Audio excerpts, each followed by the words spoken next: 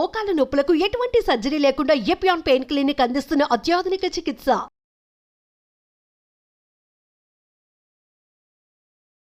నమస్తే viewers. Diet పాటించడం చూసాం. డైట్‌తో పాటు ఎక్సర్సైజ్ చేస్తున్న వాళ్ళని చూసాం. అండ్ పోస్ట్ కోవిడ్ తర్వాత చాలామంది డైట్ చేంజ్ చేశారు. దానికి తగ్గట్టు ఎక్సర్సైజ్ కూడా స్టార్ట్ చేశారు. వెయిట్ కూడా లాస్ అవుతున్నారు. So, okay. All happies. ఇదంతా పక్కన పెడితే పాపం ఒక కేటగరీ ఆఫ్ పీపుల్ ఉన్నారు. ఒక సెక్షన్ పీపుల్ ఉన్నారు. వాళ్ళ గురించి ఎవరు పట్టించుకోవట్లేదని బాధపడుతున్నారు. డైట్ చేంజ్ చేశానండి. ఎక్సర్సైజు చేస్తున్నాను. కానీ నా వెయిట్ తగ్గట్లేదు అని. పాపం ఎంతమంది దగ్గర చూపిస్తున్నా వాళ్ళకి ఆ క్వెషన్ మార్క్ ఉండిపోతుంది. అంటే ఏంటి ఒక ఏజ్ తర్వాత వెయిట్ తగ్గలేమా? ఇవన్నీ మాట్లాడదాం. ఇవాళ మనతో ఉన్నారు సమతా తుల్లా గారు. MD in internal medicine and longevity expert. నమస్తే అండి. నమస్తే. So, as I said in my introduction, పాపం వాళ్ళని ఎవరు పట్టించుకోవట్లేదు. వాళ్ళ ఆవేదన ఎవరికీ అర్థం కావట్లేదు. అన్నీ చేస్తున్నానండి. నా పక్కావిడ నేను చేసిన రోజులే డైట్ చేసి 5-6 కేజీస్ తగ్గితే, నేను గ్రామ్స్‌లో కూడా తగ్గలేకపోతున్నాను. మీరు యాక్చువల్లీ రేజ్ చేసిన క్వెషన్ చాలా రిలవెంట్ ఇది. అంటే అందరూ similar kind of nutritional plan ఏమైనా ఫాలో అయ్యి, same amount of exercise follow అయినప్పుడు ఒక గ్రూప్‌లో అందరం ఒకటేలాగా వెయిట్ లాస్ అవుతామా అనేది చూస్తే అందరికీ అది డిఫరెంట్. ఒకరికి పనిచేసిన డైట్ ఇంకొకరికి పనిచేయదు. ఒకరికి పనిచేసిన ఎక్సర్సైజ్ డ్యూరేషన్ ఇంకొకరికి పనిచేయదు. డిఫరెంట్ టైప్స్ ఆఫ్ ఎక్సర్సైజ్‌కి డిఫరెంట్‌గా రెస్పాండ్ అవుతాం కదా! So, there are other factors. అయితే ఇంకేవో ఫ్యాక్టర్స్ ఉన్నాయి. ఉట్టి డైట్, ఎక్సర్సైజ్ కాకుండా. అవేంటి? Third thing is non exercise activity thermogenesis. అంటే ఎక్సర్సైజ్ చెయ్యని టైంలో, అంటే మిగతా టైంలో మనం పడుకోకుండా ఉన్నప్పుడు ఆ టైంలో మనం ఏం చేస్తున్నాం? ఇప్పుడు ఫర్ ఎగ్జాంపుల్ మనకి ఇట్లా కూర్చొని చేసుకునే జాబ్స్ ఉన్నాయనుకోండి. మార్నింగ్ ఎక్సర్సైజ్ చేసిన తర్వాత రిమైనింగ్ టైం అంతా కూర్చొనే ఉంటాం కదా! There is no calorie output. Calorie burn తర్వాత ఏం లేదు ఇంకా మార్నింగ్ చేసిన వర్కౌట్ తర్వాత. That is one factor. Maybe పక్కావిడ రెస్ట్ ఆఫ్ ద టైమ్ అంతా యాక్టివ్‌గానే ఉన్నట్టున్నారు. సో, దాన్నే మనం రెలెవెంట్‌గా స్టెప్ కౌంట్ ద్వారా చెప్తాం. రిమైనింగ్ టైమ్ కూర్చొనున్నప్పుడు ఆబ్వియస్లీ మనం నడవం కాబట్టి ఆ టైంలో స్టెప్ కౌంట్ ఉండదు. కాబట్టి minimum amount of steps at least 8500 steps per day achieve చేయాలి అంటే దానికి ఇండైరెక్ట్‌గా ఏంటి? ఎక్సర్సైజ్ చేయని టైంలో యాక్టివ్‌గా ఉండాలి. ఎక్కువసేపు కూర్చొని ఉండకూడదు అనేది. లేదు నేను నాది డెస్క్ జాబ్. నాకు దీనికి ఒక సొల్యూషన్ చెప్పండి అంటాం. సో, అట్‌లీస్ట్ 1 అవర్‌లో ఫ్యూ స్టెప్స్ అయినా నడవాలి. 1 అవర్‌లో 250 స్టెప్స్ అయినా నడవాలి. Something like that. Active minutes అనేది పెట్టుకోవాలి. 60 మినిట్స్‌లో ఫ్యూ మినిట్స్ అయినా యాక్టివ్‌గా ఉండాలి. 2-3 అవర్స్ టుగెదర్ అలాగే కూర్చొని ఉంటాము అంటే so, that is one thing which is affecting. కానీ ఇప్పుడు దాకా చెప్పారు కదా! రోజులో ఒక 30 మినిట్స్ వాక్ చేస్తే సరిపోతది. బ్రిస్క్ వాక్ అయినా సరిపోతది. అంటే ఇవన్నీ మిత్తా? ఇవన్నీ వర్కౌట్ అవ్వవా? సీ ఎక్సర్సైజ్ డిఫరెంట్ ఫార్మ్స్ కదా! ఇవాళ డైలీ సెడెంటరీగా అసలు ఎక్సర్సైజ్ చేయని వ్యక్తికి నువ్వు ఇవాళ సడన్‌గా 1 అవర్ ఆఫ్ ఎక్సర్సైజ్ చేసి, అది చేసి, ఇది చేసి అంటే బాడీ నెక్స్ట్ డే టైర్డ్ అయిపోయి పడుకుంటాడు. Next day he can't do it. బిగినర్స్‌కి to start somewhere what is the basic thing? Cycling గాని, స్విమ్మింగ్ గాని, యోగా గాని, వాకింగ్ గాని. Minimum 30 minutes per day at least 5 days a week. ఇది కూడా చేస్తున్నాం. అలవాటయిపోయింది. రికవరీ బావుంది. నెక్స్ట్ డే పెయిన్స్ లేవు. లేస్తున్నాను. What next? లేదు 35+ ఉన్నాము, 40+ ఉన్నాము. Add strength training also. ఎందుకంటే ఇది చాలా సార్లు చెప్పాను కూడా. మనం 40 ఇయర్స్ తర్వాత every year we lose at least 1% of muscle mass. ఆ మసిల్ తగ్గుతూ ఉన్నప్పుడు ఏజ్ రిలేటెడ్ మసిల్ లాస్ వచ్చినప్పుడు ఆల్ ఏజ్ రిలేటెడ్ డిసీజెస్ వచ్చేస్తాయి. లైక్ ఆస్టియోఆర్థరైటిస్, కార్డియోవాస్కులర్ గుండె జబ్బులు, type 2 diabetes, cholesterol issues, hypertension ఇవన్నీ. So, one way of preventing or delaying it is preserve muscle mass. ఎలా preserve చేస్తావు? రెసిస్టెన్స్ ట్రైనింగ్ గానీ, strength training గానీ చేస్తూ. అది at least 3 days a week add చేసుకోవాలి. This is one thing. ఇంతకుముందు ఎందుకు మనం ఎక్సర్సైజ్ చేసినా, డైట్ చేసినా వేరే కారణాలు ఏంటి అని డిస్కస్ చేస్తున్నాం కదా! One is non exercise activity thermogenesis. అది కాకుండా స్లీప్‌ని అడ్రెస్ చేస్తున్నామా లేదా? మార్నింగ్ అంతా ఎక్సర్సైజ్ చేస్తున్నావు, న్యూట్రిషన్ కరెక్ట్ ఫాలో చేస్తున్నావు. రాత్రి పడుకుంటేనే కదా బాడీ రిపేర్ అయ్యేది. ఆ టైంలోనే కదా రిపేర్ జరుగుతది. మనకు స్లీప్‌లో 4 సైకిల్స్ ఉంటాయి. Light sleep, deep sleep, REM sleep, NREM sleep అని. ఫస్ట్ మనం ఆర్‌ఈఎం స్లీప్‌లోకి వెళ్తాం. అది చాలా కొంచెం లైట్‌గా ఉంటది ఆ స్లీప్. అదొక 2-3 అవర్స్ అయిన తర్వాత మనం NREM sleep, non rapid eye movement స్లీప్‌లోకి వెళ్తాం. That is the deep sleep. Okay. ఆ టైంలో all human growth hormone release అవ్వడము, రిపేర్ జరగడము, మార్నింగ్ చేసిన మసిల్‌లో ప్రోటీన్ సింథసైజ్ అవ్వడము, రెస్టోర్ అవ్వడము ఆ టైంలో జరుగుతది. అంటే డీప్ స్లీప్ ఈస్ ఇంపార్టెంట్. అయితే అందరము అవి going through the deep sleep లేదు. ఇప్పుడు చాలా మందికి నేను స్లీప్ అసెస్ చేయడానికి డిఫరెంట్ టెస్ట్ చేస్తాము, లేదా వేరియబుల్స్ యూస్ చేస్తాము. ఐ సీన్ దెమ్ కదా, అట్లీస్ట్ మన ఫుల్ పడుకునే లెంత్ ఆఫ్ పీరియడ్లో 50% ఆఫ్ ద టైం మనం డీప్ స్లీప్లో స్పెండ్ చేయాలి, అంటే ఎన్ఆర్ఈఎంలో స్పెండ్ చేయాలి. అలా చేస్తున్నామంటే that means we're recovering well. మనకు తెలియదు, మనం పడుకునే ఉంటాం, ఆ సైకిల్స్ ఎలా అవుతున్నాయి, అసలు మనం దాంట్లోకి వెళ్తున్నామా లేదా మనకు తెలియదు. అవి ఎలా అసెస్ చేస్తాము? Some form of testing methodology. So that thing sleep should be corrected. కొంతమంది ఈ డౌట్స్ కూడా అడుగుతారు, what is the minimum sleep ఎంత పడుకోవాలి? So it can be from 6 to 8 hours. Excessive is dangerous, less than 5 hours also is dangerous. 6 to 8 hours optimum. Okay, 6 to 8 hours అన్నారు, నేను 6 hours night పడుకొని 2 hours afternoon పడుకోవచ్చు అంటారు. It's up to you. కానీ interruption లేకుండా ఒక 5 to 6 hours పడుకోవాలి, interruption లేకుండా, మధ్యలో లెగకుండా. So that is one thing. So sleep, non exercise activity, thermogenesis. And fifth thing is stress. Stress management లేకపోతే, స్ట్రెస్ అందరికీ ఉంటుంది, మేనేజ్ చేసుకోవాలి. అప్పుడప్పుడు ఉండే స్ట్రెస్సెస్ ఓకే, ఇప్పుడు పాడ్కాస్ట్కి వస్తున్నాం, కొంచెం టెన్షన్గా ఉంది, కెమెరా ఫేస్ చేయాలి, ఇలాంటివి ఓకే. ఎగ్జామ్ వస్తుంది, అలాంటివి ఓకే. కానీ ఎవ్రీడే ప్రతి ఈవెంట్ని, ప్రతి మూమెంట్ని స్ట్రెస్ఫుల్గా తీసుకొని ఉండే వాళ్ళని చూస్తూ ఉంటాం. ప్రొలాంగ్ స్ట్రెస్, మీరు అన్నది కరెక్ట్. అప్పుడప్పుడు వచ్చే stress fine. Prolong stress, long term stress, క్రానికల్గా అసలు స్ట్రెస్లో ఉన్నప్పుడు, లైక్ ఫ్యామిలీ ఇష్యూస్ కానీ, ఫైనాన్షియల్ ఇష్యూస్ కానీ, వర్క్ రిలేటెడ్ క్రానిక్ స్ట్రెస్లో ఉన్నప్పుడు మనకి స్ట్రెస్ హార్మోన్ కార్టిజాల్ ఉంటుంది కదా, అది రెగ్యులేట్ అవుతుంది. కానీ మనం క్రానిక్ స్ట్రెస్ ఉన్నప్పుడు అది కొంచెం ఎలివేట్ అవుతూ పోతుంది. అది ఎలివేటెడ్ కార్టిజాల్ మనకి బాడీకి మంచిది కాదు. వెయిట్ గెయిన్ అవుతాము, డిప్రెస్డ్గా ఫీల్ అవుతాము, ఇలాంటివి ఉంటాయి. కాబట్టి stress management, sleep, non exercise activity, thermogenesis, NEAT also are important, along with food and exercise to maintain healthy body weight. So ఇవి పాటించి చూస్తే మేబీ మీరు ఒక్కసారి వెయిట్ తగ్గే సూచనలు ఏమో కనిపిస్తాయేమో. అండ్ ఇంకొకటి ఇందాక అడుగుదాం అనుకున్నాను మీరు చెప్తున్నప్పుడు, వర్కౌట్ తర్వాత ఐ వాస్ టోల్డ్, అంటే నా యోగా టీచర్ చెప్పారు, ఫ్యూ అంటే జిమ్ మాస్టర్స్ కూడా చెప్పారు, ఇమీడియట్లీ ఆఫ్టర్ ఎక్సర్సైజ్ ఒక 15 to 20 minutes ఆర్ 15 minutes ఒక న్యాప్ తీసుకుంటే వెయిట్ లాస్ కానీ, లేకపోతే నువ్వు ఎందుకైతే వర్కౌట్ చేసావో మజిల్ బిల్డ్ కాదంటే అది ఎక్కువ హెల్ప్ అవుతుంది, ఇంకా ఫాస్ట్ అవుతుంది అని. How far this is true? స్లీప్తో మసిల్ రికవరీ అవుతుంది అన్నది డెఫినెట్లీ ట్రూ. ఇమీడియట్లీ కానీ అది ఇమీడియట్గా తీసుకోవాలా అనేది ఇప్పుడు లాట్ ఆఫ్ స్టడీస్ ఉన్నాయి. It is not showing so much difference. ఇమీడియట్గా పడుకోవడానికి, నైట్ పడుకోవడానికి ఎక్కువ డిఫరెన్స్ చూపెట్టట్లేదు. అలాగే ప్రోటీన్ ఇంటేక్ కూడా, నువ్వు వర్కౌట్ చేస్తున్నావు, స్ట్రెంథనింగ్ ఎక్సర్సైజ్ చేస్తున్నావు అంటే adequate protein, at least 1.2 grams per kg body weight తీసుకోవాలి అట్లీస్ట్. ఎందుకంటే ఆ మసిల్ రికవర్ అవ్వాలి కదా, you're using muscle to strength train.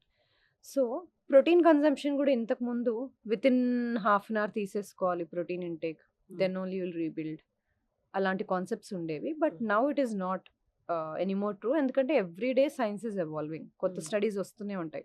So ఇప్పుడు లేటెస్ట్ స్టడీస్ ప్రకారం ప్రోటీన్ విత్ ఇన్ 1 hour తీసుకోవాలని లేదు, within 24 hours of your exercise you should be consuming the protein that is needed, ఇంతకుముందు మనం చెప్పినట్టుగా. అలాగే నాప్ కూడా, if you're covering it in the night time, well fine.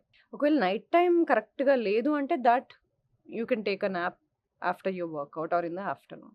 Okay, ఈ ఇమీడియట్గా యోగా చేసిన తర్వాత మన చేత శవాసనం వేస్తారు కదా, is that also related to this? That is to cool down, not అంటే కూల్ డౌన్ అండ్ బ్లడ్ ఫ్లోని ఇంప్రూవ్ చేయడానికి. పెరిఫరల్ మనం యూజ్ చేసిన మసిల్స్ అన్నిటికీ బ్లడ్ ఫ్లో ఇంప్రూవ్ చేసి పెరిఫరల్ అంటే ఆర్మ్స్, లెగ్స్ అంతా కూడా వార్మ్ అయిపోయి కామ్ డౌన్ అయిపోతాం.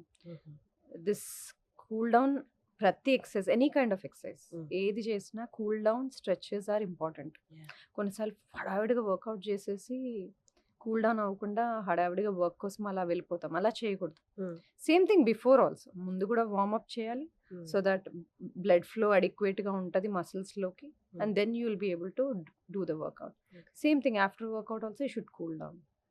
ఈ మధ్య కాలంలో రిలేషన్షిప్లో ఉన్న వాళ్ళు కానీ, వర్క్లో ఉన్న వాళ్ళు కానీ, లేదా కొన్ని professions they need it, shouting అనేది, ఎక్కువ గొడవలు పడుతూ ఉండడం అనేది, డస్ దట్, అంటే మీరు లాజిటీ ఎక్స్పర్ట్ కాబట్టి, shouting leads to ageing, is that true? స్ట్రెస్ఫుల్గా ఉండడం డెఫినెట్లీ లీడ్స్ టు ఏజింగ్. స్ట్రెస్ని అందరూ విధాలుగా చూపెడుతుంటారు. పార్ట్నర్స్ మీద అరవడం కానీ, చిరాగ్గా ఉండడం కానీ, మూమెంట్లో ఉండకపోవడం, మైండ్ఫుల్గా లేకపోవడం. ఎప్పుడు ఇక్కడ ఉన్నప్పుడు నెక్స్ట్ ఏంటి దాని గురించి ఆలోచించడం గానీ, దాని గురించి హడావిడి పడడం గానీ, హ్మ్. ఇది సరిగ్గా కరెంట్ సినారియోలో లేకపోవడం హ్మ్. మైండ్‌ఫుల్‌గా ఇలాంటివి చూస్తుంటాం. సో, డెఫినెట్‌లీ స్ట్రెస్ హ్మ్. Leads to ageing fast. హ్మ్. ఫాస్ట్‌గా ఏజ్ అవుతాం. స్ట్రెస్‌ఫుల్‌గా ఉంటాయి డెఫినెట్‌లీ. హ్మ్. అలాగే సెడెంటరీగా ఏం ఎక్సర్సైజ్ చేయకుండా డే అంతా కూర్చొని ఉన్నా గూడా హ్మ్. ఫాస్ట్‌గా ఏజ్ అవుతాం. ఫాస్ట్‌గా ఏజ్ అవుతాము అంటే ఉట్టి స్కిన్‌లో చేంజెస్ కనబడతాయని కాదు. మన risk of developing age related diseases అన్నీ గూడా ఫాస్ట్‌గా వస్తాయి. Like hmm. టైప్ 2 డయాబెటిస్ గానీ, హైపర్‌టెన్షన్ గానీ, హార్ట్ డిసీజెస్ గానీ, న్యూరో ప్రాబ్లమ్స్ గానీ, డిమెన్షియా ఇలాంటివి గూడా when we are talking about slowing down all age related diseases is hmm. What we are thinking. Not about external features కాకుండా. With words చెప్పాలి అంటే relationship మనం మెడికల్‌గా కాకుండా హ్మ్. నార్మల్‌గా మాట్లాడుకోవాలి అనుకుంటే, ఒకళ్ళ మీద పార్ట్నర్ మీద అరిచినప్పుడు నర్వ్స్ డిస్టర్బ్ అయ్యి అవి ఎక్సైటెడ్ స్టేట్‌లోకెళ్తాయి. నర్వ్స్ డిస్టర్బ్ అవుతాయి. అవి కూల్ డౌన్ అవ్వడానికి చాలా టైం పడతది. ఇదే కంటిన్యూస్‌గా చేయడం వల్ల అలా అరుచుకోవడం వల్ల ఒకరి మీద ఒకరు మెంటల్ స్ట్రెస్ వల్ల ఏజింగ్ అనేది ఫాస్ట్ అవుతది. అంటే జబ్బులొస్తాయి ఇంటర్నల్‌గా అది పక్కన పెట్టేస్తే ఫస్ట్ ఆఫ్ ఆల్ మీ స్కిన్‌లో ఏజింగ్ కనిపిస్తదండి. దీన్ని సొల్యూషన్ చెప్తే అరుచుకునే వాళ్ళు కొంచెం తగ్గుతారేమో. ప్రాబ్లమ్‌ని డిఫరెంట్ వేస్‌లో సాల్వ్ చేసుకోవచ్చు. హ్మ్. సో, అరుచుకోవడం అనేది it's somebody's way of solving a problem. కానీ is it really solving a problem? We don't no.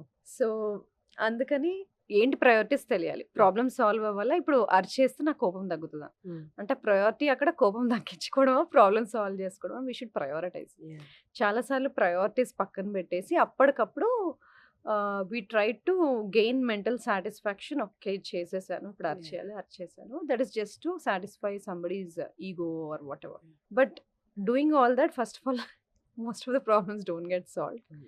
కానీ అడిషనల్ స్ట్రెసెస్ కదా! The more stress you are giving it to your body it will show on everything. హ్మ్. గట్‌లో గూడా, మైండ్‌లో గూడా, on your skin, on everything. My next question. ఇంతకుముందు వరకు అందరూ పాటించేవాళ్ళు. ఎంత క్యాలరీస్ కౌంట్ చేసుకొని తీసుకోవడం, ఎంత క్యాలరీస్ బర్న్ చేస్తున్నాం అనేది ఇమ్మీడియేట్‌గా చెక్ చేసుకుంటూ ఉంటారు. అలాగే కార్బ్స్ కౌంట్ కూడా. ఇవాళ నేను ఎంత కార్బ్స్ తీసుకున్నాను. ఇవి కాకుండా ఇంకేమైనా ఫ్యాక్టర్స్ ఉంటాయా? అంటే ఇవి 2 నేను కంట్రోల్‌లో పెట్టుకున్నాను. నేను కాలిక్యులేటెడ్‌గా ఉన్నాను అన్నా కూడా వెయిట్ తగ్గట్లేదు. అంటే ఇంకేదైనా ఎక్స్‌టర్నల్ ఫ్యాక్టర్ ఇంకేదైనా అదర్ ఫ్యాక్టర్స్ ఉంటాయా? వెయిట్ మీద ప్రభావం చూపించేవి?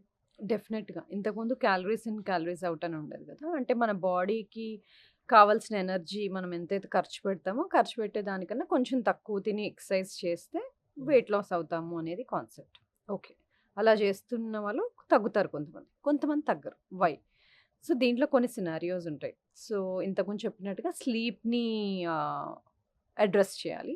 సెకండ్ థింగ్ కొంతమందికి న్యూట్రిషన్ డెఫిషియన్సీస్ ఉంటాయి. హ్మ్. అవి కరెక్ట్ చేయాలి. ఫర్ ఎగ్జాంపుల్ ఐరన్ డెఫిషియన్సీ, బి12 డెఫిషియన్సీ, డి డెఫిషియన్సీ అంటే డైరెక్ట్‌గా ఈ డెఫిషియన్సీస్ వల్ల వెయిట్ గెయిన్ అవుతదని చెప్పట్లేదు. హ్మ్. ఈ డెఫిషియన్సీస్ వలన చాలా వరకు మెటబాలిజంలో ఇష్యూస్ ఉంటాయి కాబట్టి వాళ్ళు వెయిట్ తగ్గలేకపోతారు కాబట్టి న్యూట్రిషన్ డెఫిషియన్సీస్ కరెక్ట్ చేయాలి. ఇంకొంతమందిలో స్లీప్ ఎందుకు కరెక్ట్ చేయాలి అన్నానంటే వెన్ క్రానికల్‌గా కొంతమందికి స్లీప్ షెడ్యూల్స్, స్లీప్ సైకిలే ఉండదసలు. ఇవాళ 9 అయితే రేపు 12, ఎల్లుండి 2:00 మళ్ళీ మర్నాడు 10 పీఎం అలా డిఫరెంట్ డిఫరెంట్ టైమ్ స్కెడ్యూల్స్‌లో పడుకునేవాళ్ళు. హ్మ్.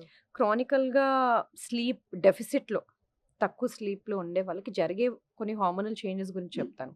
మనకి మెలనిన్ అనేది చాలా ఇంపార్టెంట్. స్లీప్ అంటే మనము మెలుకుండడము, పడుకోవడము అనే ఒక బ్యాలెన్స్‌ని క్రియేట్ చేస్తది మెలటోనిన్. సో, ఆ లెవెల్స్ పాడైపోతాయి. స్లీప్ సైకిల్ కరెక్ట్‌గా షెడ్యూల్ చేసుకోనప్పుడు. హ్మ్. అది కాకుండా మనకి లెప్టిన్, రెలిన్ అనే 2 హార్మోన్‌లుంటాయి. వాటి పనేంటంటే తిన్నప్పుడు కడుపు నిండింది అని మనకెలా తెలుస్తదంటే లెప్టిన్ వలన. యాహ్! అలాగే రెలిన్ అనేది హంగర్ హార్మోన్. హ్మ్. ఈ 2 ఉంటాయి బాడీలో. వాటికో బ్యాలెన్స్ ఉంటది. ఈ స్లీప్ షెడ్యూల్ పోయినప్పుడు వాటిలో బ్యాలెన్స్ కూడా పోతది.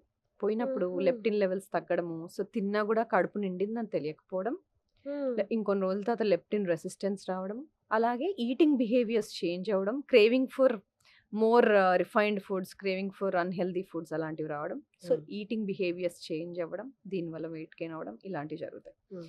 ఇవి కాకుండా స్లీప్‌తో కార్టిజాల్, ఇన్సులిన్ కూడా రిలేటెడ్ ఉంటది. సో, అవన్నిటి వల్ల కూడా మెటబాలిజం ఇష్యూస్ వస్తాయి. మన ఫుడ్ ఎనర్జీగా ఎలా వాడుకుంటాం అనేవి చేంజ్ అయిపోతాయి.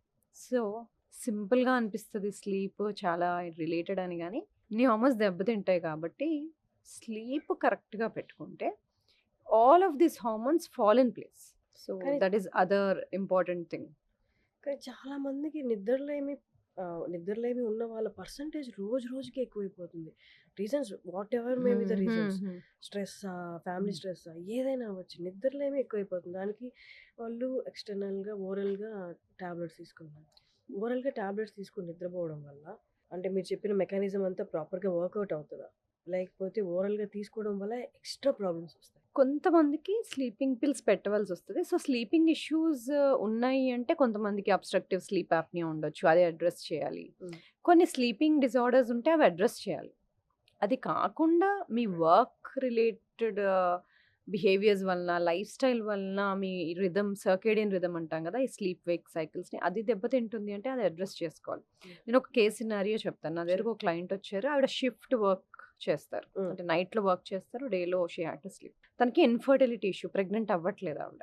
సో దానివల్ల హార్మోనల్ చేంజెస్, ప్రెగ్నెంట్ అవ్వట్లేదు. దెన్ తన హిస్టరీ అంతా తీసుకున్నాక నేను ఒకటి అడిగాను, నువ్వు ఏమైనా చేస్తావా నువ్వు ప్రెగ్నెంట్ అవ్వడానికి నేను చెప్తే అని అడిగాను. Okay, how far she is ready అని. How far she is ready to become pregnant. I want to give my 100% అని నేను అన్నాను. నీ లైఫ్ స్టైల్ నీ సెట్ చేస్తే చాలా చేంజెస్ జరుగుతాయి. There are chances of you becoming బెటర్గా ఫీల్ అవుతావు నువ్వు. First thing, are you ready to do those changes అంటే ఎస్ అని. మరి దానికోసం నువ్వు ఇలాంటి వర్క్ చేయకూడదు, డే టైం వర్క్ చేసుకోవాలి, నువ్వు కరెక్ట్గా పడుకోవాలి అన్నాను. సో బట్ షీ అందరు చేయలేరు, కానీ తను చేయగలిగింది. తను వర్క్ని చేంజ్ చేసుకొని రిక్వెస్ట్ పెట్టుకొని వాళ్ళ బాస్కి డే టైంలో ఏదో 9 to 5 జాబ్ లాంటిది చేసుకుంది. She started doing some life style changes. Guide చేసాం అంతే, ఎలా పడుకోవాలి, ఎలా తినాలి, కొంచెం ఫుడ్లో న్యూట్రిషన్లో చేంజెస్ చేసాము, స్లీప్ చేంజ్ చేసింది, అండ్ వర్క్ కూడా చేంజ్ చేసుకుంది. So first of all self కేర్కి ఇంపార్టెన్స్ ఇచ్చింది. దెన్ ఇవన్నీ ఫాలో అయ్యి ఆవిడ కాస్త ఓవర్ వెయిట్గా ఉండేవాళ్ళు, ఫస్ట్ వెయిట్ తగ్గింది ఆవిడ. తర్వాత 2-3 సైకిల్స్ తర్వాత వెయిట్ తగ్గిన తర్వాత న్యాచురల్గా కన్సీవ్ అయింది. సో ఇదొక ఎగ్జాంపుల్. అంటే అందరికీ ఇలాగే జరుగుతుంది, అన్ని ఇన్ఫర్టిలిటీ కేసెస్కి ఇలాంటి సొల్యూషనే ఉంటుంది అని చెప్పట్లేదు. కొంతమందికి హార్మోనల్ రెగ్యులేషన్స్కి they may need hormonal pills కూడా, depending on the case scenario, depending on the individual. కానీ half of the problems solve చేయొచ్చు if we can correct their circadian rhythm. Solve చేయొచ్చు. ఎందుకంటే బ్రెయిన్లో మనకి సూప్రాకాస్మాటిక్ న్యూక్లియస్ అని ఉంటుంది. అదేంటంటే ఇన్ఛార్జ్ అనమాట. బ్రెయిన్లో ఒక క్లాక్ ఉంటుంది. మనకి ఎలా తెలుస్తుంది బాడీకి డే టైం లెగాలి, నైట్ టైం పడుకోవాలి అనేది? ఆ క్లాక్ మన బాడీ మెకానిజమ్స్ని అలైన్ చేసి ఈ టైంలో హార్మోన్స్ రిలీజ్ చేయాలి, ఈ టైంలో తక్కువ రిలీజ్ చేయాలి, ఈ టైంలో వేక్ఫుల్గా ఉంచాలి, ఈ టైంలో బాడీని పడుకోబెట్టాలి అనే ఒక మెకానిజం ఉంటుంది. సో ఇన్ని రోజులు మనకు ఆ బాడీ క్లాక్ ఉంటుందని తెలుసు. ఇప్పుడు న్యూ రీసెర్చ్ ఏంటంటే పెరిఫరల్గా లివర్, ప్యాన్క్రియాస్, కిడ్నీ వీటన్నిటికి కూడా వాటికి సెల్ఫ్ దేనికి దానికి క్లాక్స్ ఉంటాయి అని తెలిసింది, డైజెషన్కి కూడా. సో ఆ క్లాక్స్ దీని ఇన్ఫ్లుయెన్స్లో పనిచేస్తాయి. సో నైట్ టైం మనం పడుకున్నప్పుడు మన బాడీ కోర్ టెంపరేచర్ తగ్గాలి, అది బాడీ హార్ట్ రేట్ డ్రాప్ అవ్వాలి, రెండు అవ్వాలి. అయినప్పుడు మనం ఎక్కువ ఇంతకుముందు డిస్కస్ చేసినట్టుగా మనం ఎన్ఆర్ఈఎం స్లీప్లో, డీప్ స్లీప్లో బాగా స్పెండ్ చేస్తాం. అందుకనే food 2 to 3 hours before your bed time తినాలి అంటాం. ఎందుకంటే హార్ట్ రేట్ తక్కువకి వెళ్ళిపోవాలి అంటే your digestive system should finish digestion.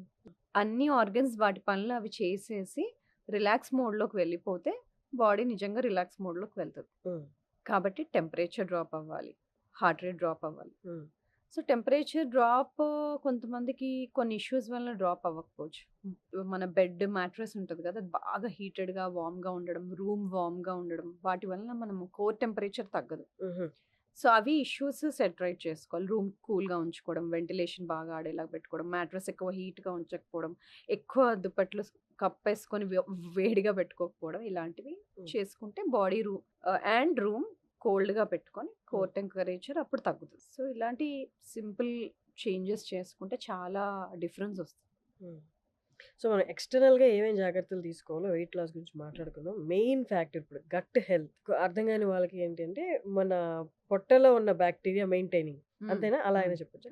So gut health అనేది ఎలా directly affecting skin and weight loss? Okay, so గట్లో మనకి బ్యాక్టీరియా ఉంటాయి, ఫంగై ఉంటాయి, వైరసెస్ ఉంటాయి, ఇవన్నీ ఉంటాయి. వీటిని గట్ మైక్రోబయోమ్ అంటారు. ఇవి సర్టెన్ లెవెల్స్‌లో ఉంటే మనకు బెనిఫిషియల్. దాని అవసరానికి మించి ఎక్కువగా ఉంటే అవి మనల్ని హార్మ్ చేస్తాయి ఎక్కువుంటే. ఆ ఇంబాలెన్స్‌లోకి వెళ్ళినప్పుడు మనం ఈ వర్డ్ యూజ్ చేస్తాం. గట్ డిస్బయోసిస్ అని. అయితే బ్యాలెన్స్‌లో ఉన్నప్పుడు గట్ మైక్రోబయోమ్ అది మనకి ఏం చేస్తది? డైజెషన్‌కి హెల్ప్ చేస్తది. ఫుడ్ తినగానే అదంతట అది ఊరికే ఎంజైమ్స్ వల్ల, స్టమక్ వల్ల డైజెస్ట్ అవ్వట్లే. గట్ బ్యాక్టీరియా హెల్తీగా ఉంటే డైజెస్ట్ అవుతుంది. తిన్న ఫుడ్‌లో నుండి ఎనర్జీని తీసి పెడతది మనకి. తినే ఫుడ్‌లో నుండి మనకి షార్ట్ చైన్ ఫ్యాటీ యాసిడ్స్ అని తయారు చేసి పెడతది. మనకి న్యూట్రియంట్స్ కొన్ని అబ్జార్బ్ చేసి పెడతది. అలాగే గట్ ఇంటిగ్రిటీ అంటే గట్ నీట్‌గా ఉండి, గట్‌లో ఉన్న ఫుడ్ ప్రొడక్ట్స్ బ్లడ్‌లోకి వెళ్ళిపోకుండా సో, గట్ లేయర్‌ని ప్రొటెక్ట్ చేస్తది. ఇమ్యూనిటీని ఇస్తది. అలాగే మన బ్రెయిన్‌కి కావాల్సిన హ్యాపీ కెమికల్స్ డోపమిన్, సెరటోనిన్ అనేది ఒక 80% మన గట్‌లోనే తయారవుతది. అది తయారవడానికి గట్ బ్యాక్టీరియానే హెల్ప్ చేస్తది. అంటే అది క్వైట్‌గా ఉన్నట్టు ఉంటది గానీ, మనకి ఇన్ని పనులు చేసి పెడతది. అందుకే so, butterflies in my stomach అంటారా?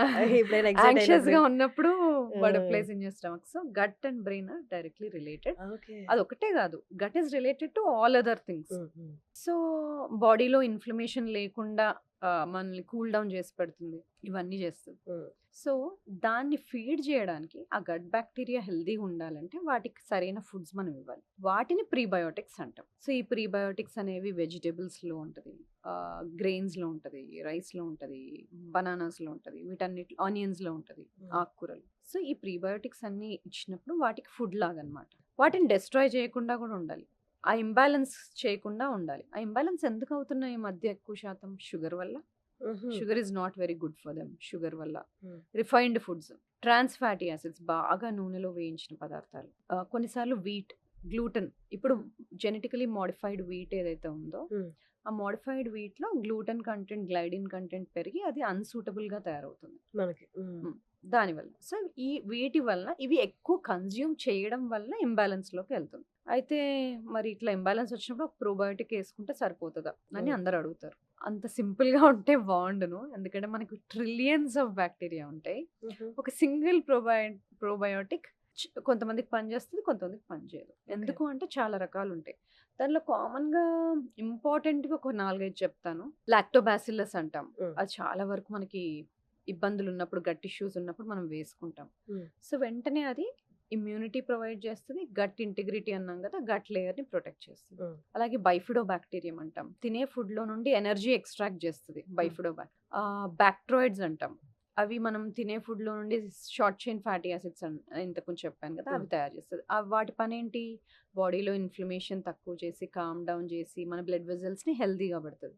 ఓకే. అది. ఇంకోటి యాకర్మెన్సియా అంటాం. యాకర్మెన్సియా ఏం చేస్తది? మన మెటబాలిజంని, మన గ్లూకోజ్ రెగ్యులేషన్‌ని బ్యాలెన్స్ చేస్తది. ఇంకోటి ఫికాలిబాక్టీరియం ప్రాట్స్నిట్జే అంటాం. అది కూడా మన ఫ్యాట్ మెటబాలిజంని కరెక్ట్‌గా పెడతది. గట్ ఎపిథీలియంని హెల్తీగా ఉంచుతది. ఇలా నేను కొన్నే చెప్పాను. అలా చాలా ఉంటాయి. సో, ఈ 4, 5 థింగ్స్‌కి 4, 5 డిఫరెంట్ థింగ్స్ చెప్పాను కాబట్టి అందరికీ ఒకటే రకమైన ప్రోబయోటిక్ సూట్ అవ్వకపోవచ్చు. సో, గట్‌ని రీసెట్ చేయాలి అంటే సింపుల్‌గా ఒక పిల్ ఏసుకుంటే సరిపోదు. దానికి కావాల్సిన ఫుడ్ ఇవ్వాలి. అవసరం లేని ఫుడ్ తీసేయాలి. గట్ హీల్ అవ్వటానికి కావాల్సిన వేరే న్యూట్రాస్యూటికల్స్ కానీ అది ఇవ్వాలి. వాటికి కావాల్సిన ఎన్వైర్న్‌మెంట్‌ని ప్రొవైడ్ చేయాలి. సో, ఇవి చేసినప్పుడు మనం గట్‌ని రీబాలెన్స్ చేసుకోవచ్చు. గట్ హెల్తీగా లేదు అనడానికి నేను విన్నది, but you tell me how far this gut ప్రాపర్‌గా లేదు. గట్ హెల్త్ ప్రాపర్‌గా లేదనడానికి మెయిన్ మెడపాటు నల్లగైపోద్ది. చీక్స్ నల్లగైపోతాయి. ఫోర్‌హెడ్ నల్లగైపోద్ది అంట. Is that true? గట్ హెల్తే రిఫ్లెక్టింగ్ ఆల్ దిస్? కొన్నిసార్లు అకాంతోసిస్ నిగ్రిసెన్స్ అంటాం. అది నెక్ చుట్టూతా నల్లగా వస్తది. అది ఇన్సులిన్ రెసిస్టెన్స్ ఉండే వాళ్ళకి, లేదా షుగర్ బార్డర్ లైన్ ఉండే వాళ్ళకి. గట్ ఇష్యూస్‌తో మీరు చెప్పింది ఒకటి కరెక్ట్. స్కిన్ ఇష్యూస్ ఎక్కువ చూస్తాం. స్కిన్ పిగ్మెంటేషన్స్, కొన్నిసార్లు ఎగ్జిమా ఇలాంటివి ఎక్కువ చూస్తూ ఉంటాం. సో, డెఫినెట్‌లీ స్కిన్ ఇష్యూస్ చూస్తాం. ఇంకా డైజెస్టివ్ ఇష్యూస్ అయితే చాలా చూస్తాం. బ్లోటింగ్, ఇండైజెషన్, తిన్న వెంటనే మోషన్‌కి వెళ్ళిపోవాలనిపించడం ఇలాంటివన్నీ. ఇది కాకుండా కొన్నిసార్లు జాయింట్ ఇష్యూస్ కూడా చూస్తాం. కొన్నిసార్లు స్టిఫ్‌నెస్ అనిపించడం జాయింట్స్‌లో ఇలాంటివి. మూడ్ డిస్టర్బెన్సెస్, యాంగ్జైటీగా, డిప్రెస్డ్‌గా అనిపించడం. నేను డిప్రెషన్ గురించి చెప్పట్లేదు. డిప్రెస్డ్ మూడ్ గురించి చెప్తున్నాను. అలా అనిపించడం, మూడ్ డిస్టర్బెన్సెస్ ఇలాంటివి కూడా ఉంటాయి. సో, గట్ హెల్త్ బాలేదని చెప్పడానికి ఇలా వేరే వేరే సింప్టమ్స్ ఉండొచ్చు. ఇంకొకటి మెయిన్ అపోహ ఏంటి అంటే గట్ హెల్త్ అనేది లావుగా ఉన్న వాళ్ళకి బాగుండదు. సన్నగా ఉన్న వాళ్ళకి, నాజూగ్గా ఉన్న వాళ్ళకి గట్ హెల్త్ బానే ఉంటది అన్నది అంటే ఆ! మెయిన్లీ ఫుడ్ తీసుకొని ఇంబ్యాలెన్స్ అవ్వడం వల్ల బ్యాక్టీరియా వాళ్ళకే వస్తుంది అనుకుంటారు. హ్మ్. ఇది ట్రూనా? కాదు. సన్నగా ఉన్న వాళ్ళు హెల్తీగా ఉన్నారని ఎలా చెప్తాం? కాబట్టి సన్నగా ఉంటే హెల్తీగా ఉన్నట్టేం కాదు. సన్నగా ఉన్నారంటే స్కిన్ కింద కొవ్వు లేదని. సబ్‌క్యూటేనియస్ ఫ్యాట్ తక్కువగా ఉందని. అంతేగాని విసరల్ ఫ్యాట్ తక్కువుందని కాదు. విసరల్ ఫ్యాట్ కనిపియదు కదా సన్నగా ఉంటే. అది లోపల పొట్టలో మన లివర్ చుట్టూ, ఆర్గన్స్ చుట్టూ ఉంటది. సో, సన్నగా ఉన్నా, లావుగా ఉన్నా విసరల్ ఫ్యాట్ ఉంటే అది హెల్తీ కాదు. ఓకే. సో, సన్నగా ఉండి అన్‌హెల్తీ ఉండొచ్చు. హ్మ్. లావుగా ఉండి హెల్తీ. హెల్తీ గూడా ఉండొచ్చు. ఓకే. మేబీ లావుగా ఉన్న వాళ్ళకి స్కిన్ కింద సబ్‌క్యూటేనియస్ ఫ్యాటే ఉండుండొచ్చు. వాళ్ళకి విసరల్ ఫ్యాట్ తక్కువ ఉండుండొచ్చు. సో, హుహు. విసరల్ ఫ్యాట్‌ని ఎలా అసెస్ చేస్తాం? మెజర్‌మెంట్స్ చేసుకోవచ్చు, స్కాన్స్ చేసుకోవచ్చు, ఇమేజింగ్ చేసుకోవచ్చు. మెజర్‌మెంట్ చేసుకుంటే వేస్ట్ టు హిప్ రేషియో అంటాం. హ్మ్. నడుము భాగం, తొంటి భాగం మెజర్ చేసినప్పుడు మెన్‌లో అయితే లెస్ దాన్ 0.9, విమెన్‌లో అయితే లెస్ దాన్ 0.85 ఉంది. అంటే ఇండైరెక్ట్‌గా చెప్పడం సుమారు. లేదు పక్కాగా తెలియాలి అంటే మనకు డెక్సా స్కాన్ ఇలాంటివి చేసినప్పుడు ఫ్యాట్ మాస్ ఎంతుంది బాడీలో, విసరల్ ఫ్యాట్ ఎంతుంది, మజిల్ మాస్ ఎంతుంది తెలుస్తది. సన్నగా ఉన్నాను గదా! అని చెప్పి ఫ్యాట్ కంటెంట్ ఎక్కువ తినేసి నేను లావు అవ్వాలి అనుకోవాల్సిన అవసరం లేదు. లేదు. వాళ్ళకి గ్యారంటీ లేదు. వీళ్ళకి గ్యారంటీ లేదు. ఇప్పుడు టాక్సిన్స్ అని వింటుంటాం. టాక్సిన్స్ వల్ల మన హెల్త్ పాడవుతుందా? వెయిట్ గెయిన్ అవుతామా? ఎన్వైర్మెంటల్ టాక్సిన్స్ తోటి. ఎన్వైరన్మెంటల్ టాక్సిన్స్ ఫస్ట్ బాడీలోకి ఎలా వస్తాయి? హ్మ్. ఒకటి మనం పీల్చే గాలి ద్వారా రావచ్చు. లేదంటే మనం తీసుకునే ఫుడ్, వాటర్ కంటామినేట్ అయితే రావచ్చు. లేదంటే మనం తీసుకునే వెజిటబుల్స్‌లో సాయిల్ కంటామినేట్ అయినా రావచ్చు. లేకపోతే మనం స్కిన్‌కి, తలకి, జుట్టుకి పెట్టుకునే వాటి డై. వల్ల ఒంట్లోకి రావచ్చు. ఓకే. సో, వీటిలో కొన్ని నేమ్స్ చెప్తాను చాలా ఉంటాయి. సల్ఫేట్, పారాబెన్స్, సల్ఫేట్ అంటే చాలా వరకు థాలేట్, షాంపూల్లో ఆ! ఉంటుంది గదా! అది థాలేట్. అందుకే ఈ మధ్య కొన్ని షాంపూస్‌లో this is sulphate sulphate free free అని. Shampoo, this plastic is paraben free hmm. అని ఎందుకు చూస్తాము? అంటే ఆ టాక్సిక్ కంటెంట్ మా ప్రొడక్ట్‌లో తక్కువుంది అని చెప్పడం. సో, ఇలాంటివి అసలు ఎందుకు టాక్సిక్ బాడీలోకెళ్ళి ఏం చేస్తాయి?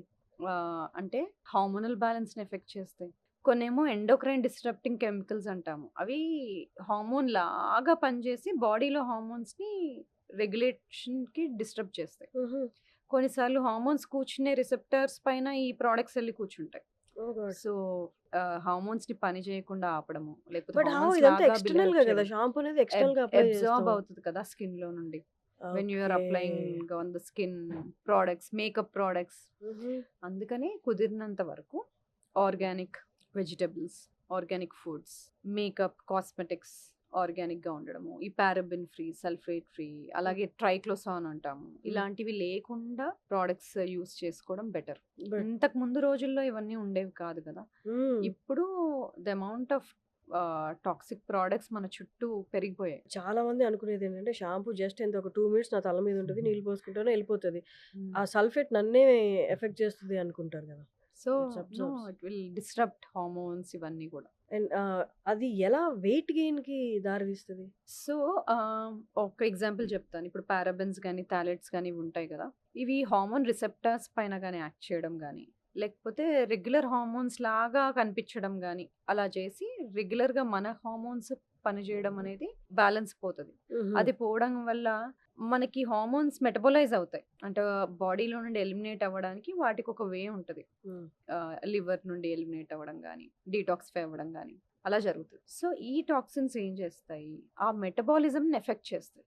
హ్మ్. సో, అవి ఆ హార్మోన్స్ మెటబోలైజ్ అవ్వకపోవడము, అన్నెసెసరీగా వేరే ఫార్మ్‌లో ఉండడము. సో, ఈస్ట్రోజన్‌లో E1, E2, E3 అని 3 రకాలుంటాయి. E3 least dangerous. హ్మ్. 3 ఒక బ్యాలెన్స్‌లో ఉంటాయి. E2 చాలా ఎక్సెస్ అయిపోతే మనకి కొన్ని ప్రాబ్లమ్స్ వస్తాయి. అన్నెసెసరీ ప్లేసెస్‌లో ఎక్కువ ఫ్యాట్ డిపాజిట్ అవ్వడము, కొవ్వు డిపాజిట్ అవ్వడము, లేదా బ్రెస్ట్‌లో సిస్టులు రావడము. హ్మ్. ఇలాంటివి. సో, ఈ మెటబాలిజం దెబ్బతింటుంది కదా! ఈ టాక్సిన్స్ వలన. సో, దానివల్ల నార్మల్ హార్మోన్ లెవెల్స్ ఎఫెక్ట్ అవుతాయి. హ్మ్. నార్మల్‌గా హార్మోన్స్ ఎలిమినేట్ అయ్యే విధంగా ఎలిమినేట్ అవ్వవు. అన్నెసెసరీగా ఎక్కువ అక్యుములేట్ అయిపోతాయి. సో, ఈ ప్రాబ్లమ్స్ అన్నీ ఫేస్ చేస్తాం. హుహు. సో, అందుకనే వీటికి పేరు ఎండోక్రైన్ డిస్రప్టింగ్ కెమికల్స్ అనొచ్చింది. ఎండోక్రైన్ అంటే హ్మ్. హార్మోన్స్ తయారు చేసే గ్లాండ్స్. సో, ఎండోక్రైన్ డిస్రప్టింగ్ కెమికల్స్‌గా వీటికి పేరొచ్చింది అందుకని. ఓకే. ఫైనల్లీ మనం అంటే elephant in the room address చేయాలన్నమాట. ఎవ్వరికీ లేదు హార్మోనల్ ఇంబాలెన్స్, పీసీఓఎస్, పీసీఓడి. అసలు దీనికి సొల్యూషన్ గూడా లేదు. అందరూ దాన్ని ఇంక యాక్సెప్ట్ చేసేసారేమో లైఫ్‌లో విమెన్ అందరూ. అసలు ఎలా అంటే వాళ్ళు ఎలా దాన్ని ఐడెంటిఫై చేయొచ్చు? లేకపోతే ముందే ఏమన్నా కనుక్కోవచ్చా? హార్మోనల్ ఇంబాలెన్స్ వస్తుంది అని? సో పీసీఓఎస్ అని తెలియాలి అంటే ఎస్పెషల్లీ ఇప్పుడు పీసీఓఎస్ గురించి అడిగారు కాబట్టి ఓవరీస్లలో సిస్ట్లు ఉండాలి. అవి హ్మ్. స్కాన్ ద్వారా తెలుస్తుంది. బ్లడ్ టెస్ట్ చేసినప్పుడు టెస్టోస్టెరాన్ హార్మోన్ ఎక్కువగా ఉండడం అదొకటి. ఇంకోటి బాడీలో ఇన్సులిన్ రెసిస్టెన్స్ ఉండడం. అంటే మనం తిన్న ఫుడ్ ఎనర్జీగా సరిగ్గా కన్వర్ట్ అవ్వకపోవడం, బ్లడ్‌లో గ్లూకోజ్ లెవెల్స్ కొంచెం ఇన్సులిన్ లెవెల్స్ ఎలివేట్ అవ్వడం ఇలాంటివి. సో ఈ 3 థింగ్స్ ఉన్నప్పుడు పాలిసిస్టిక్ ఓవేరియన్ సిండ్రోమ్ అంటాం. హ్మ్. ఇది కొంచెం ఎక్కువ చూస్తాం. మోస్ట్ ఆఫ్ ద టైమ్ చాలా మందికి లైఫ్ స్టైల్ చేంజెస్ చేసినప్పుడు చాలా మందికి తగ్గిపోతాయి. హుహు. రివర్స్ అవుతాయి. హుహు. ఇంతకుముందు మనం మాట్లాడిన చేంజెస్. కానీ కొంతమందికి మటుకు హార్మోన్ రిప్లేస్మెంట్ థెరపీస్ ఇవ్వాల్సొస్తది. ఏంటి అంటే what is it actually? Polycystic ovarian syndrome ఉన్నప్పుడు ఓవులేషన్ అనేది అంటే మనకి 10-14 డేస్ మధ్యలో ఓవం రిలీజ్ అవ్వాలి కదా! హ్మ్. ఆ ఓవం అనేది సరిగ్గా రిలీజ్ అవ్వకపోవడము, పీరియడ్స్ రెగ్యులర్‌గా రాకపోవడము, దానివల్ల ప్రెగ్నెన్సీ అవ్వకపోవడం ఇవి హ్మ్. జరుగుతాయి. హ్మ్. సో ఓవం టైంకి రిలీజ్ అవ్వాలి అంటే హార్మోన్స్ కరెక్ట్‌గా పనిచేయాలి. సో హ్మ్. వీళ్ళకి ఆ ఓవం రిలీజ్ అవ్వని వాళ్ళకి హ్మ్. ప్రెగ్నెన్సీ ప్లాన్ చేస్తున్న వాళ్ళకి కొంతమందికి ట్రీట్మెంట్ అవసరం పడతది. హుహు. ప్రతిసారి ఓన్లీ లైఫ్ స్టైల్ చేంజెసే చేసుకుంటాను, నేను డాక్టర్ దగ్గరికి వెళ్ళను అని అనడానికి లేదు. హ్మ్. హ్మ్. సో పీసీఓఎస్ సస్పెక్ట్ చేస్తుంటే మీకు ఇలాంటి సిమ్టమ్స్ ఉంటే లైక్ రెగ్యులర్‌గా సైకిల్స్ రావట్లేదు, లేదు ప్రెగ్నెన్సీ ట్రై చేస్తున్నారు కానీ అవ్వట్లేదు. ఇలాంటివి ఏవైనా ఉన్నప్పుడు మీ గైనకాలజిస్ట్‌ని, ఎండోక్రైనాలజిస్ట్‌ని హ్మ్. కలవడం చాలా ఇంపార్టెంట్. మొత్తం లైఫ్ స్టైల్ చేంజెస్‌తోనే అన్ని ప్రాబ్లమ్స్‌కి సొల్యూషన్ వస్తదని ఉండదు. 50% of the time situation improve అవుతది. యాహ్! కానీ అడిషనల్ కొంచెం పర్సెంటేజ్ ఏదైతే హెల్ప్ కావాలో, ఎక్స్‌టర్నల్‌గా థెరపీస్ తీసుకోవాలో అవి తీసుకోవాల్సొస్తది. న్యూట్రిజెనోమిక్స్ అంటే ఏంటి? ఈ రోల్ ఏంటి విమెన్ హెల్త్‌లో?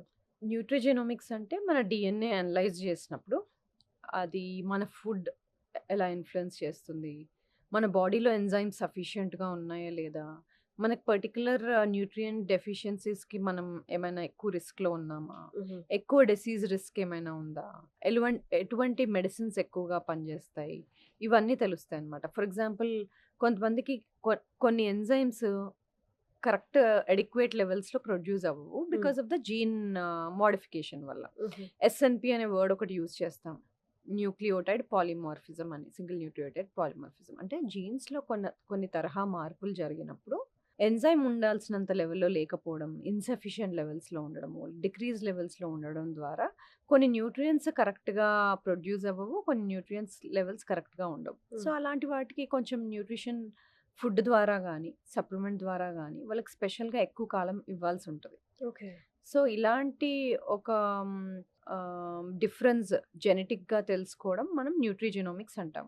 అంటే okay. Effect of jeans on food and okay. Effect of food on jeans. So, ఇది విమెన్‌లోనే కాదు మెన్‌లో కూడా ఈక్వల్లీ ఇంపార్టెంట్. హుహు. సో, ఇప్పుడు కొంతమందికి చూస్తే బయోటిన్ ప్రొడ్యూస్ అయ్యే ఎంజైమ్స్ కొంతమందికి తక్కువగా ఉంటాయి. సో, వాళ్ళకి బయోటిన్ ఎక్కువగా ఉండే ఫుడ్స్ హ్మ్. లేకపోతే కొన్నిసార్లు సప్లిమెంట్స్ ఇవ్వాల్సుంటది. హుహు.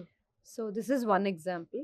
హ్మ్. సో, అలాగా న్యూట్రియంట్స్ మన బాడీలో తక్కువగా ఉంటున్నాయి అంటే వాటికి జెనెటిక్ కాజ్ ఏమైనా ఉందా? హ్మ్. జెనెటికల్లీ డీఎన్ఏలో చేంజెస్ ఏమైనా ఉండి అవి కరెక్ట్ తరహాలో యాక్టివేట్ అవ్వట్లేదా, ప్రొడ్యూస్ అవ్వట్లేదా అనేది తెలిసినప్పుడు మనం వాళ్ళకి గైడెడ్ న్యూట్రిషన్ ఇవ్వగలుగుతాం. హ్మ్. దీన్ని న్యూట్రిజెనోమిక్స్ అంటాం.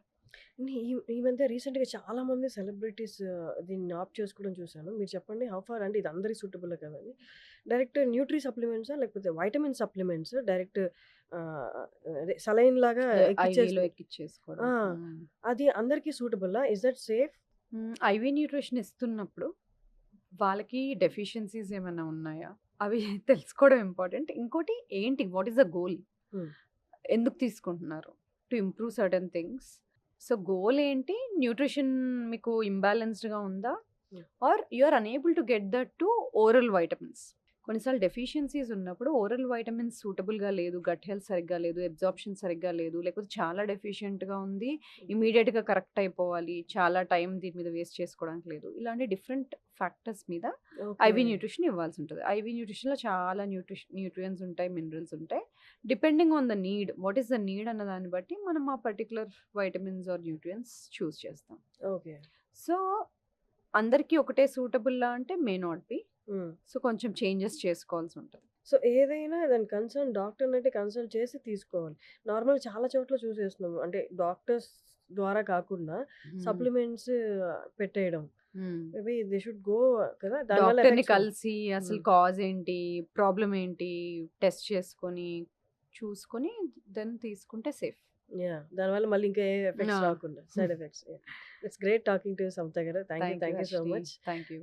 ఇట్స్ అంటే ఎప్పుడు మాట్లాడినా మీతో కొన్ని మీరు చెప్తుంటే ఐ ఓపెనింగ్‌లా ఉంటాయన్నమాట. చిన్న చిన్న జాగ్రత్తలే. బట్ హ్మ్. మన వ్యూయర్స్ కూడా లాస్ట్ టైమ్ లాగా ఇప్పుడు కూడా చూసి పాటిస్తే నో ఫస్ట్ హెల్త్ సరిగ్గా ఉంటే అదే రిచ్ అన్నట్టు కదా! హ్మ్. Thank you so much for coming again. Thank you. Thank you. Thank you.